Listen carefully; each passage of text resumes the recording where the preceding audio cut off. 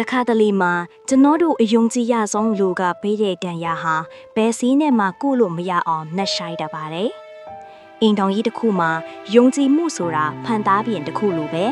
တခါအကြောင်းထင်သွားရင်ပြန်ဆက်ဖို့ဆိုတာမထင်နိုင်တော့ဘူး။သူဟာအိမ်တော်ရှင်မကောင်းတစ်ယောက်ပါ။အိမ်အတွက်လင်းယောက်ျားအတွက်အရာရာကိုဦးစားပေးပြီးနေထိုင်ခဲ့သူ။ဒါပေမဲ့ကံကြမ္မာကသူမကိုရက်ဆက်တဲ့ပြက်လုံးတစ်ခုထုတ်ပြလိုက်ပါတယ်။တညမှာသူမရဲ့ယောက်ျားဟာဖုန်းမိကြမ်းခဲ့တယ်။အဲ့ဒီဖုန်းထဲက message တစ်ခုကသူမရဲ့ကဘာကြီးကိုပြိုလဲသွားစေခဲ့တယ်။ KTV ကမင်းကလေးတစ်ယောက်နဲ့ရင်းနှီးလောနေတဲ့စကလုံးနဲ့ဓာတ်ပုံလေး။သူမမျက်ရည်မကျမိဘူး။ဒါပေမဲ့ရင်ပတ်ထဲမှာတော့မီးတောင်တစ်ခုပေါက်ကွဲနေတယ်လို့ပဲ။ငါဘာတွေလိုအပ်နေလို့လဲ။ငါရဲ့ဘလို့အပြည့်အမူကသူကိုအပြင်ထွက်ခိုင်းစေခဲ့လာလဲဆိုရင်အပြေမရှိတဲ့မိခွန်းတွေနဲ့သူမလုံးထွေးနေခဲ့လေ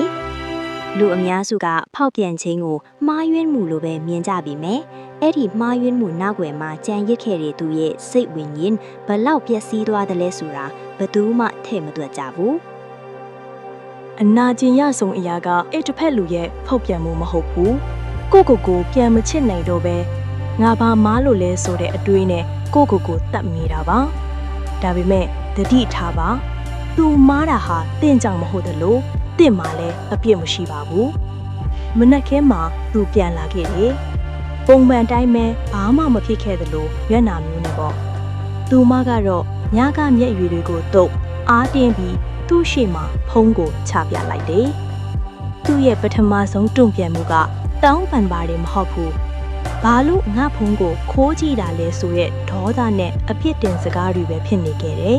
။အဲ့ဒီအချိန်မှာပဲသူမသဘောပေါက်သွားခဲ့တယ်။လူတစ်ယောက်ဟာကိုကျူးလွန်ထားတဲ့အမှားတွေနောင်တမရပဲအပြစ်ရှာနေတဲ့၍တော့ဒီဆက်ဆံရေးဟာဆက်သွားဖို့မထိုက်တန်တော့ဘူးဆိုတာကိုပေါ့။သူမအထုပင်လိုက်တယ်။နှလုံးသားတစ်ခုလုံးကွဲကြည်နေပြီမဲ့သူမရဲ့မာနနဲ့တန်ဖိုးကိုတော့အခြေအနေမဲ့ကနှင်းခံမခံနိုင်တော့ဘူးလူတစ်ယောက်ကတင့်ကိုတန်ဖိုးမထားဘူးဆို၏အဲ့ဒီလူကိုပြောင်းလဲဖို့မကြိုးစားပါနဲ့တင့်ကိုတင်တန်ဖိုးထားတဲ့နေရာကိုပဲရွှေ့လိုက်ပါဆွဲထားလို့မရတဲ့လက်စုံတစ်ခုကိုလွှတ်ချလိုက်ခြင်းကသာတင့်အတွက်လွတ်မြောက်ခြင်းပါလေအဆုံးသက်တစ်ခုဟာအမြဲတမ်းဝမ်းနေစရာမဟုတ်ပါဘူးတခါတလေမှာဒါဟာပိုကောင်းတဲ့ဘဝတစ်ခုအတွက်တကားဖွင့်ပေးလိုက်ခြင်းတသက်ပါပဲတင်းရဲ့ပြောချင်မှုဟာတခြားလူတစ်ယောက်ရဲ့သစ္စာတရားပေါ်မှာမမူတည်ပါစေနဲ့6လကြာပြီတော့သူမဟာအရင်ကထက်ပိုမိုတော့ပါလာဟဲ့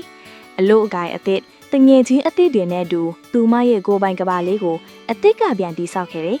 တညမှာသူ့စီကနောင်တရတဲ့ message တွေရောက်လာခဲ့ပြီမြဲသူမဖတ်တော်မဖတ်ပဲဖျက်ပစ်လိုက်တယ်သူမသင်ခန်းစာတစ်ခုရခဲ့ပြီ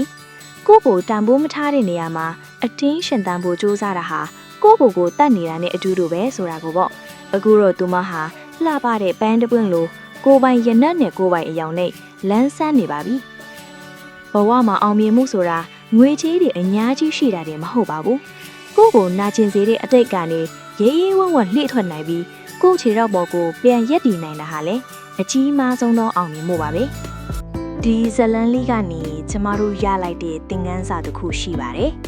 အဲ့ဒါကတော့ကိုယ့်ရဲ့ပျော်ရွှင်မှုကိုတခြားသူရဲ့သစ္စာတရားပေါ်မှာပုံအောပြီးမရင်နှိလိုက်ပါနဲ့ဆိုတာပါပဲလူတစ်ယောက်ကတင့်ကိုသစ္စာဖောက်သွားတယ်ဆိုတာ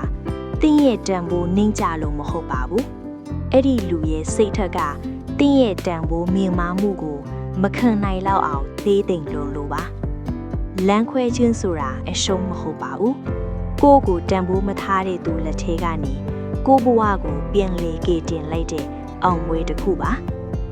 အမောင်ဆုံးညရီပြီးသွားရင်အလင်းဆုံးမနက်ခင်းနေရောက်လာစမြဲပါအတိတ်ကတန်ရာတွေကိုအနာရွတ်အဖေးဖေးထားရခဲ့ပါအဲ့ဒီအနာရွတ်တွေက